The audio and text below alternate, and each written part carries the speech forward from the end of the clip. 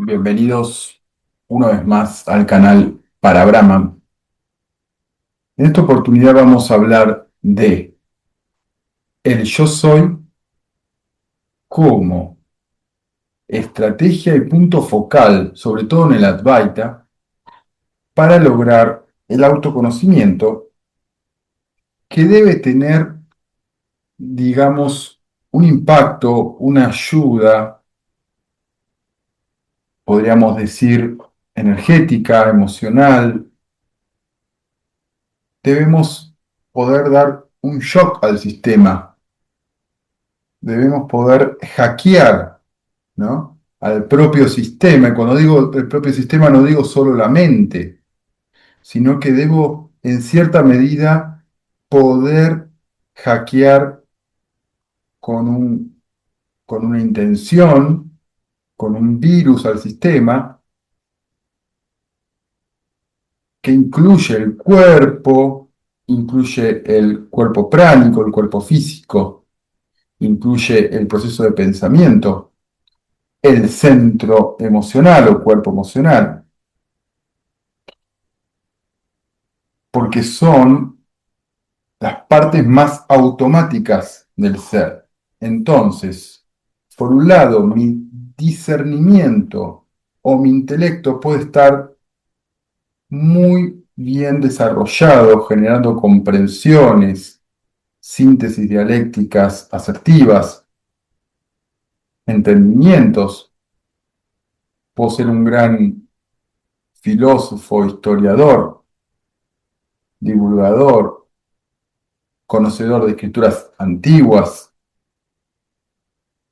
de diferentes tradiciones, pero igualmente, por más que tenga un desarrollo fino y sutil del intelecto, hay motores inferiores, dígase mano maya koya, o sea, el pensamiento automático, dígase el cuerpo emocional, cuerpo pránico y cuerpo físico, que si no están alineados con mis propias comprensiones,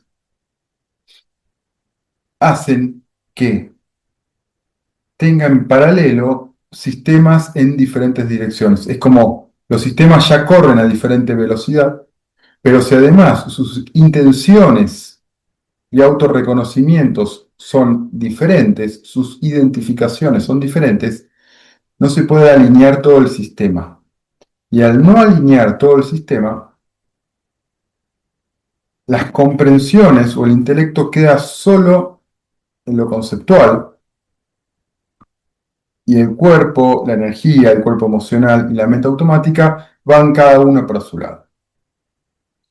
Eso es muy común en grandes intelectuales que dan cátedras brillantes, que escriben libros brillantes y en su vida quizá emocional son un desastre, o con su cuerpo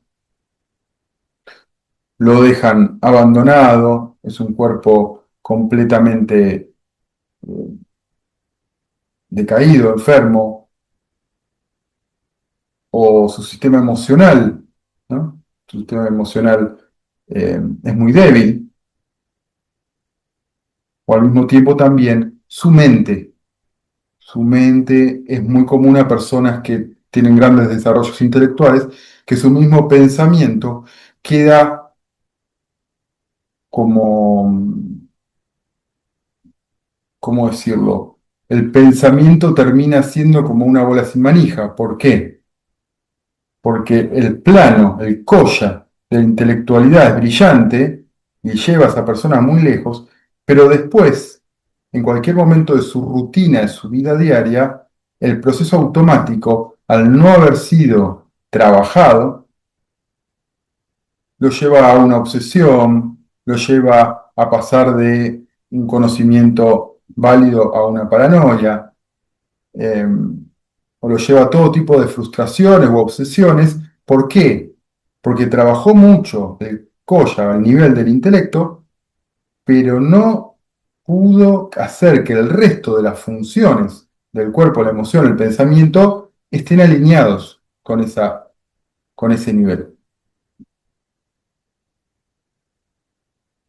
Más aún aquel que ni siquiera ha desarrollado el intelecto, no se ha molestado, simplemente eh, el nivel intelectual, que es la capacidad de discernir, de comprender y demás, eh, solo se utiliza para cuestiones prácticas. Entonces, todo en ese modelo, todo el orden de los diferentes sistemas o capas del ser están un poco desperdiciadas porque tenemos un intelecto capaz de cosas maravillosas y casi no lo utilizamos más que para cosas muy rutinarias. Y bueno, lo mismo, de ahí en más, si ya el intelecto no está mínimamente desarrollado, el proceso de pensamiento va a ser pobre, el sistema emocional va a ser muy primario, muy infantil, y lo mismo con el cuerpo, que sigue en forma automática lo que diga el pensamiento. Entonces, el autoconocimiento, la espiritualidad profunda, a veces se malentiende, no es seguir un ritual, seguir una iglesia o seguir locamente en forma paranoica o en forma histérica un sistema o una creencia, una superstición, no. El autoconocimiento profundo tiene que ver con alinear los diferentes niveles de inteligencia o estados de conciencia. ¿Para qué? Para poder sintonizarlos con nuestra fuente, que la más cercana es el alma, y después el ser, y después la conciencia no dual. Pero no podemos descubrir ese alineamiento con lo que llamamos cuerpo causal en términos de metafísica hinduista, y quizá lo podemos llamar alma, ¿no? Dentro de la filosofía occidental o la cultura occidental, pero es lo mismo. Y no podemos tener comprensiones de nuestras naturalezas más profundas, más amplias, más inteligentes, más expandidas, si no podemos alinear los cuerpos más básicos, más chicos, más rudimentarios, como cuerpo físico. Entonces, en el camino del autoconocimiento, no es superstición, no es creencia, no es seguir a ciegas una secta, una religión, ni estar siendo un fundamentalista de nada, ni tener fe en cosas místicas, en absoluto. El autoconocimiento, la espiritualidad seria y profunda, es poder alinear los tres cuerpos y los cinco kollas, que son dos formas de lo mismo. O sea, yo puedo hablar de tres cuerpos, puedo hablar de siete chakras, o puedo hablar de cinco kollas, pero estamos hablando de exactamente lo mismo. Cambio la referencia para explicarlo, la referencia metafísica, para poder dar un punto de anclaje a la comprensión particular, ¿no?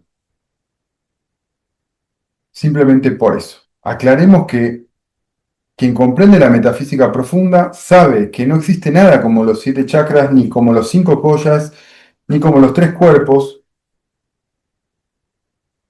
No hay nada, ni como devas, ni elementales, ni nada. Son todas construcciones cognitivas para comprender la realidad, construcciones temporales. La realidad es más rápida que cualquier discernimiento y cualquier intelectualidad, pero estamos obligados en cierto momento a construir una metafísica y a construir estructuras metafísicas temporales para comprendernos a nosotros mismos y la realidad. A tal punto, la potencia de la conciencia es tan magnífica que alguien una vez ideó para poder explicar los siete chakras, no existen como tales, pero lo ideó para poder explicar, y luego meditadores o seguidores o místicos los ven, los visualizan o trabajan sobre esa energía y esa energía les responde en la misma sintonía que se plantea, ¿no? ¿Por qué?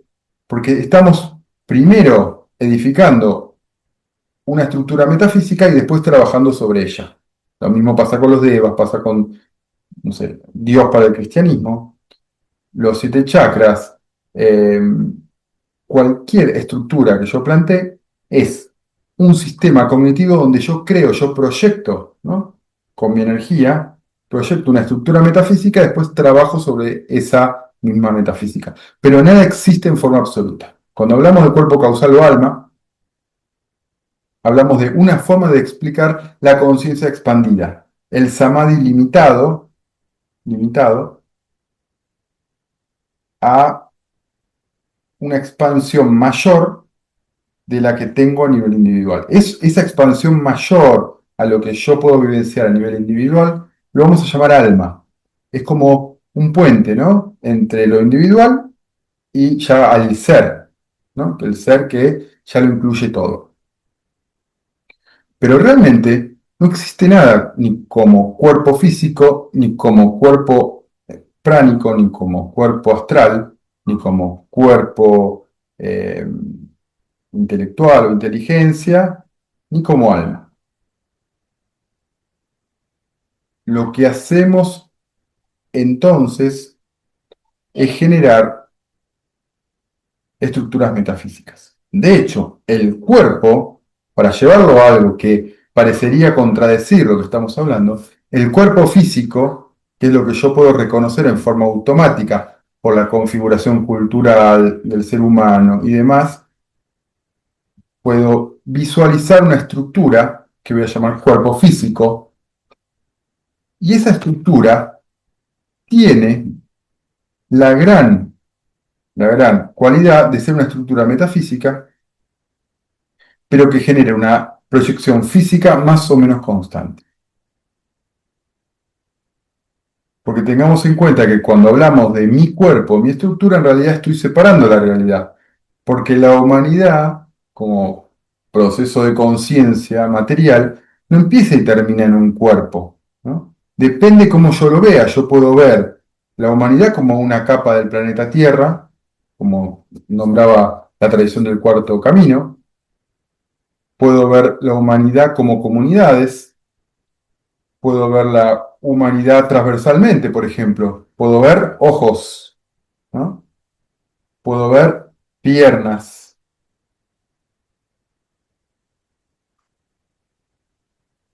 Todas las estructuras que yo percibo antes generé una configuración, ¿no? Y la idea de limitar la configuración a ciertas características o generar un conjunto perceptivo tiene que ver más con configuraciones culturales y perceptivas que con una individualidad cerrada y limitada, ¿no? Es como, por ejemplo, en el árbol. Uno puede decir, sí, un árbol empieza en las raíces y podemos decir que termina en la última hoja de la copa del árbol. Pero realmente el árbol empieza y termina ahí. Si yo veo un bosque a muchos kilómetros, ¿veo un árbol o veo un sistema de vida que llamamos bosque que es inseparable? O el árbol sin los minerales, sin el agua, sin la tierra, ¿dónde estaría? ¿No? O sin el brillo, los rayos del sol, ¿dónde estaría el árbol? Sería imposible, no existe un árbol separado de la realidad, igual que no existe un ser humano separado ni de la humanidad ni de toda la realidad. Es un continuado, la separación lo hacemos nosotros, ¿no? Directamente. Que yo en la biblioteca de atrás diga, ahí hay libros separados, es una construcción completamente edificada por la cultura, porque alguien podría decir que ahí lo que hay son muchas hojas de un solo libro y que cambian de color por capítulo, por ejemplo. O podríamos decir que esto es nada más que una imagen con colores, como una pintura, o podríamos decir que eh, es una estructura que es para sostener la casa. Nosotros podemos, o que es una memoria externa, o que esas escrituras son memorias externas que se guardan para futuras generaciones, y no verlo como un libro, puedo verlo como un archivero. Todo depende de mi construcción perceptiva y cognitiva. No existe nada limitado y absoluto como tal. En la computadora a la que estoy grabando puedo decir si es una computadora, empieza acá y termina acá, ¿no? Pero realmente ese es el absoluto de la computadora podría existir sin electricidad, podría existir sin internet, sin los sistemas que son descargados de otras computadoras. No, realmente la cultura, la sociedad, la configuración estándar decide separar la idea de computadora, aislarla y demás, ¿no? Yo podría decir, bueno, porque el cable que la carga es o no es la computadora, ¿no? ¿Es un accesorio o es la computadora? Entonces, todo es una construcción y los límites o cómo se configuran esos conjuntos depende de un preconcepto. No existe por sí mismo. De hecho, para alguien de hace 3.000 años o 2.000 años que nunca vio una computadora, si le presentáramos una notebook para que vea una computadora, no vería nada, vería una bandeja y quizá lo usaría para, no sé, para poner alimento encima, ¿no? Porque nada existe en forma absoluta. Bien, entonces, volviendo a este recreo de estos razonamientos paralelos, al concepto principal. El yo soy se encarga justamente de alinear los diferentes niveles de inteligencia, los diferentes collas. ¿Y cómo los alinea? Dejando que ese, ese sentido yo soy, o ese mantra, o ese recuerdo de recordarme yo soy, ¿no? Parentado a contar hasta 10 cuando voy a tener una reacción negativa, lo que hago es suspender el foco en el pensamiento, en la inercia del cuerpo, en el batir de las emociones. Suspendo todo, aunque sea unos instantes, 2 segundos, y esos 2 o 3 segundos bastan para que los motores automáticos que trabajan todo el tiempo. El pensamiento no frena jamás, es una máquina. Rueda, rueda, rueda, rueda, rueda, rueda. Y los pensamientos son un flujo en el cual yo lo voy escuchando, lo voy viendo si yo les presto atención, ¿no? Si yo hago otra cosa, la mente sigue pensando, como cuando estoy durmiendo, en sueño profundo, el sueño con sueños, o estoy en la vigilia, pero estoy muy concentrado en algo. Quizá puedo estar leyendo muy concentrado y no escucho el mano mayacoya, el pensamiento, pero sigue estando, siempre está, jamás frena, porque es un briti. ¿Qué significa? Que es una vibración que viene de la vibración original del OM, siempre está vibrando, es como una electricidad, como un voltaje eléctrico, siempre está. Ahora, ¿yo le pongo foco o no le pongo foco? No le pongo foco porque estoy en sueño profundo y no lo recuerdo, o no le pongo foco porque me concentré en otra cosa. Bueno, el yo soy es la herramienta una de las principales, se pueden usar infinitas herramientas, pero en general recomendamos usar la autoconciencia, el mantra, el recuerdo, el pensamiento, el repetirlo, demás, o la sensación yo soy, ¿no? Y volver la presencia, el sentido de presencia, que en general está en los ojos, ¿no? Está en esta parte de los ojos y los objetos que percibimos, trasladarlo hacia lo que llamamos el corazón espiritual, que simbólicamente es el centro del pecho y no el corazón físico. Bien, concentrarse en el yo soy y en este punto, lo que hace es quita el foco en el cuerpo, en las emociones y en el pensamiento, principalmente. Y cuando quitamos el foco, el cuerpo sigue operando normalmente con sus idas y venidas, con sus reacciones instintivas.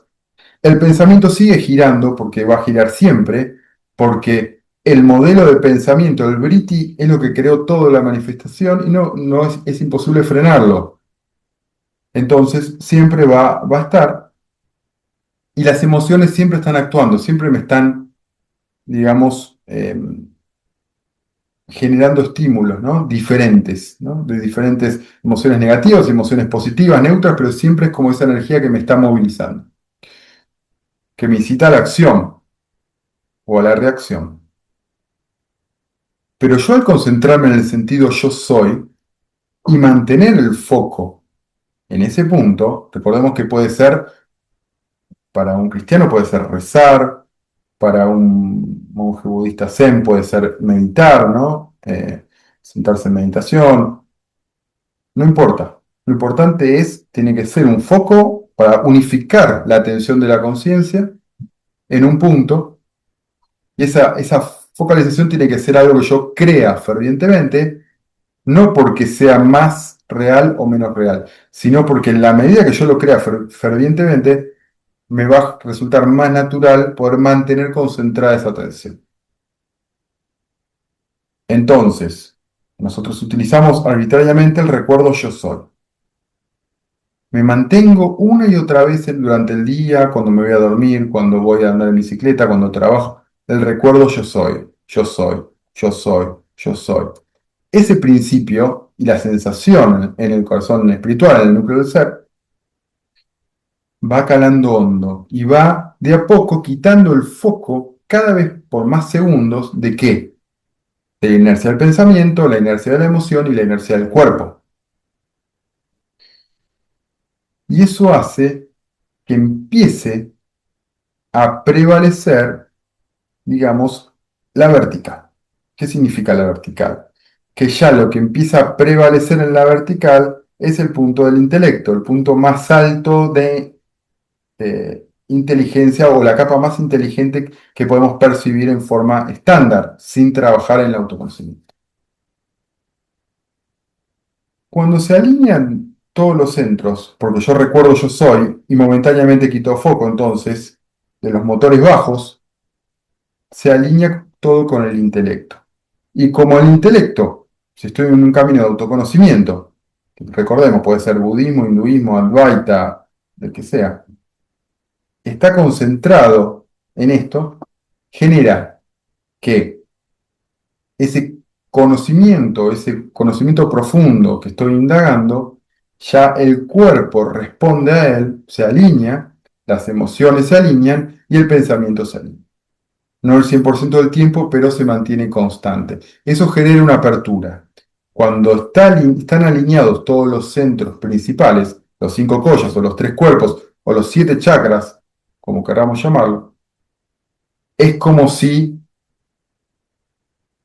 todos los sistemas, ¿no?, que están unidos en el ser humano se alinean como, y se vuelven como una flecha, ¿no? Se vuelven como una flecha. El intelecto es como la punta de la flecha, la cola de la flecha es el cuerpo físico y el resto de las capas internas o collas o chakras serían como, digamos, el palo.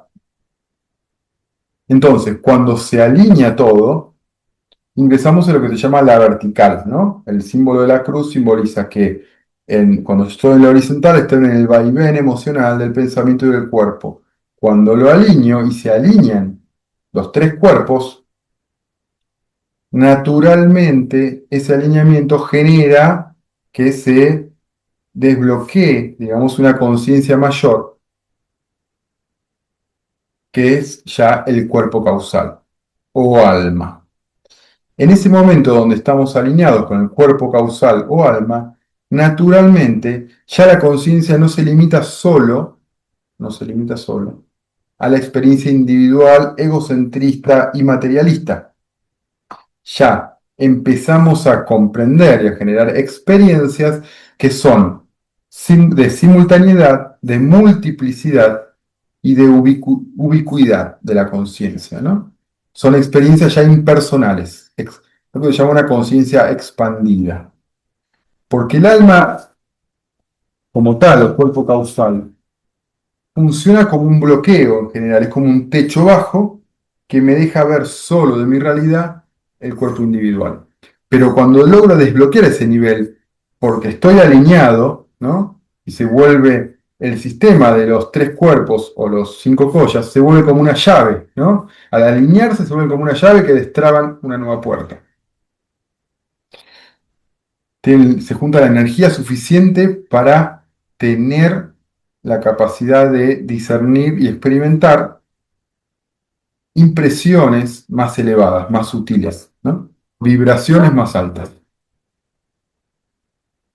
Y allí, cuando se desbloquea lo que es el cuerpo causal, ya se abre una dimensión interna. Esa dimensión interna es como cambiar el vector perceptivo que solo veía el mundo material y ahora empieza a ver, entre comillas, ya hablamos, cuando decimos ver, entre comillas, metafísica es tercer ojo, simbólicamente se conoce como la apertura del tercer ojo, que es como que empiezo a poder ver cosas que son metafísicas, que son subjetivas, que son abstractas, pero que existen como tales, tan reales como esta computadora, este escritorio que está atrás, pero son más como si fueran funciones, como leyes. Es una comprensión de fondo, no de forma. No es un objeto que aparece delante mío, sino más bien que es el fondo que contiene todo, empieza a expandirse, a volverse más luminoso, a crecer, a crecer. Salimos de la jaula individual y ya estamos como en un campo de luz que ya crea las posibilidades de tener experiencias no individualizadas, ¿no? No limitadas al egocentrismo. Esas experiencias múltiples es lo que llamamos normalmente alma o cuerpo causal, y rápidamente, cuando llegamos al cuerpo causal, ya tenemos acceso directo a una capa más profunda, porque cambiamos la inercia de la conciencia. La conciencia solo sabía ir para afuera, ¿no? Y de repente la energía encuentra como un vector interno conocido del alma y ya naturalmente se dirige hacia donde o percibe una fuente de luz. Es como, imaginémonos que yo vivía en una casa muy pequeña, donde había cuatro paredes y creía que solo existía eso, y de repente un día salí de esa casa que nunca había salido y veo que no era solo esa casa el mundo, que había un campo gigante que alcanzaba a verse hasta donde está el horizonte. Y me doy cuenta que soy un gran terrateniente, no solo un pequeño campesino.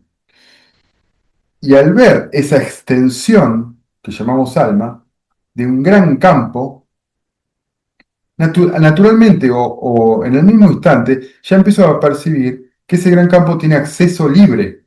No tiene las fronteras cerradas de una casa cerrada, blindada, una celda, sino que tiene acceso libre. ¿Ese acceso libre qué es? La fuente de conocimiento, la fuente de autoconciencia, de autoluminosidad. Es como si percibiéramos que todo el campo está iluminado, pero hay una dirección puntual donde fluye más energía, donde fluye más luz. Ese punto ya es el Atman, ya es el ser, que es ya el centro de la autoconciencia, de donde emana todo y de donde volvemos en la medida del autoconocimiento. Y ahí ya desbloqueamos lo que se llama la sexta dimensión, el alma es la quinta, que es el ser autoluminoso o Atman, ¿no? Bien, el Atman proporciona ya experiencias sutiles, comprensiones de fondo, no de forma, recordemos, que son de autoconciencia profunda, de en proyección, lo que es infinito, eterno y autoluminoso. Y esa expresión, esa proyección, ¿no? Proyección infinita, proyección de eternidad, proyección de autoluminosidad, es en sí mismo la autoconciencia de Brahman. Brahman se expande, ¿no? Como conciencia no dual a través de Maya, crea toda la fenomenología de los cuerpos para que estos cuerpos, o antakarana se llaman, es una estructura metafísica que genera la individualidad, cuando logra ir hacia lo interno, conocer el autoconocimiento, se encuentra con su propia naturaleza Brahman. Y ahí se da el ciclo completo de autoconocimiento, que es el mismo ciclo de Brahman. Brahman genera ilusión mayávica y luego autoconocimiento a través del Atman. Todo ese proceso es Brahman, es la anatomía de la conciencia no dual, la conciencia brahmánica. Y toda esta experiencia brahmánica, que llamamos séptima dimensión, ocurre en el seno, en el centro, en el mismo centro estructurado del absoluto. El absoluto es el principio, fin y origen de todo, no se puede clasificar, no tiene ningún tipo de límite conceptual, temporal, ni espacial, ni nada, solo sabemos que es nuestra propia naturaleza que crea Brahman. Brahman crea Maya y Atman para crear estos ciclos de autoconocimiento, para poder conocerse a sí mismo, si no es inconsciente de sí mismo. El, el Atman a su vez se diversifica, se fragmenta en lo que llamamos cuerpos causales o almas. Las almas se fragmentan en cuerpos astrales y los cuerpos astrales se fragmentan en cuerpos físicos. Y ese es el ciclo, ¿no?, de los 5 cuerpos, de las 7 dimensiones, de los 3 cuerpos, etcétera, etcétera, etcétera, y toda la metafísica que desarrolla esta maravillosa filosofía llamada Advaita. Por lo tanto, y para finalizar,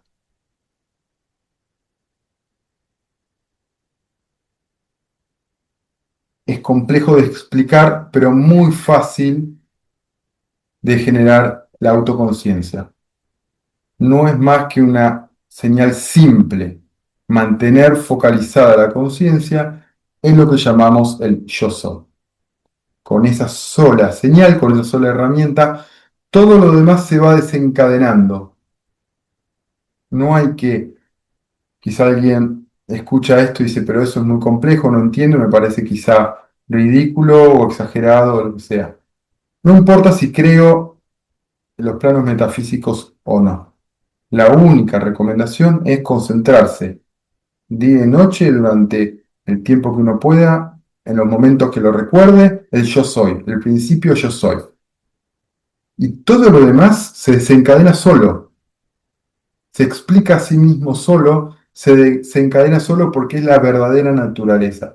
Y lo ilusorio, que es lo que creemos ser en términos de cultura, sociedad, humanidad y demás, que son solo construcciones conceptuales, caen por su mismo peso. En la medida de que yo logre conectar con este principio que desactiva los motores que dijimos, como cuerpo físico, emocional y mente, que son los que nos mantienen atrapados en esta estructura limitada que llamamos el samsara o maya. Gracias.